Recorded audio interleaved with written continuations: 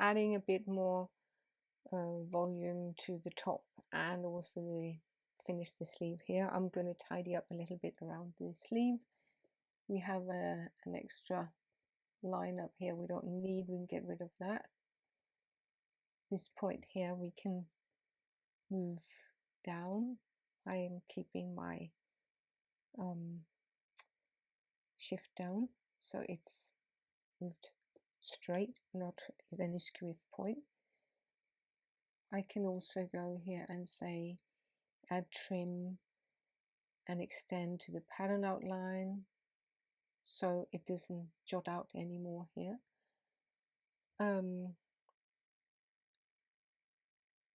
And this one in the internal line, I want to move that up a little bit because I want to straighten this by deleting this point here. Okay.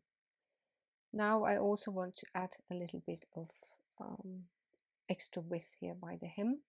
So I go right click, change length, and let's say I want it to be 36, and I want it to be at both ends, and I click OK. So now I have my sleeve here. Going to move my sleeve down a little bit because now I would like to work on adding a little bit extra room to the top, both front and back. If we want to do that, there are two ways we can do this here, and the fullness point is the one that resembles the one we would do on paper by hand, and you need to click on the line you want to cut from. And I could already, let's just say that I had already known that I wanted here. I want to add a point here. So let me see, I'm going to split this one here in. The first one is going to be 2 centimeters in, okay, and the next one here is going to be, yeah, let's do 4 centimeters just for the sake of it. Now I have some reference points here,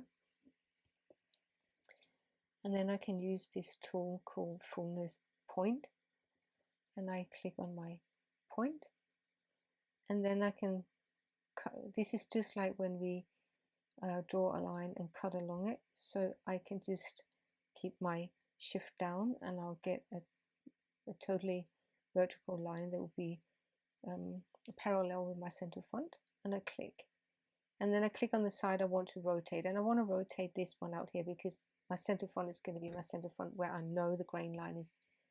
So I'm going to move it out, right click, and add 4 centimeters,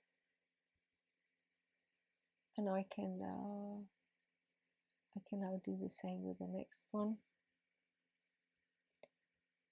In this case I can't hold my shift down because then it would go parallel here, so I'll just make it go parallel to, I could, if I want to be, let me just say that I want to be absolutely precise here. What I could do is I could right click, say split, and then add this 4 centimeters just like I had up here. Then I know it's totally parallel, and then I can go back to my fullness point tool, click, and click on the side I want to rotate, and I will also want to add 4 centimeters here.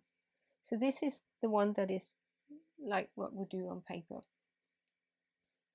So also just like we would have to do, you see this get jacket, it's not a straight line anymore, but if I delete these 2 points here, then I've got a straight line again, and the same I would have to get rid of these points here, find my eddy curvature tool,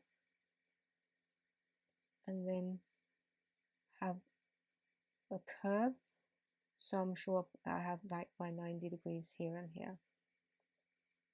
Might even need to be just a tad more, like that. That will be one way of doing it. I'm just going to show another way as well. I'm going to undo all the things I did. And I'm going to use the other tool here. I'd use the drop down fullness line. and here I indicate which line I want to use as a reference and the one I want to slash. I click here and this pops up. And the slash line is the one down here and the Fulness line is up here. So I'm going to add on this slash line and it's 23, or I can also just say the distance moved. I'm going to move now, let's say I'm going to move it to 12 centimeters. Like that. And it would look like this, and we can see underneath what where it came from, what it looked like before. When we use this, they're already curving the jacket lines here, but if I want a straight line, as we often would, then under Edit Pattern Tools, you also find the Edit Curve Point. And as soon as I click that, you can see the curve point here, and there's one down here as well. And this one here, I just simply want to highlight it and say backspace, delete it. So I've got a straight line, I'm keeping this one down here, of course. So now I want to do the same to the back part. I'm going to just move it first by using my transform pattern tool. Just put it there and then put the sleeve down here so it doesn't collide. And I'm going to use the same tool as before, the Fulness line. I'm going to click on the shoulder and I'm going to click on the waist, and then I'm going to add 12 centimeters just like before. And as you can see, the direction is the start. I need to change that, otherwise I get almost a bias, so my grain line won't be right. So I'm going to go to end, and now it swings out to the right angle, and I say yes, and they're both doing the same. Again, of course, I need to correct this if I don't want a curved shoulder, and here I actually have two.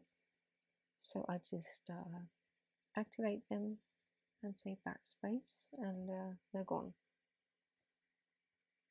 Okay. Now what I want to do is I want to tidy up a little bit.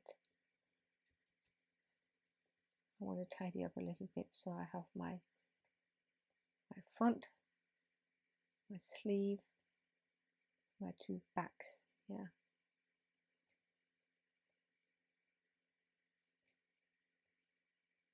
Like that.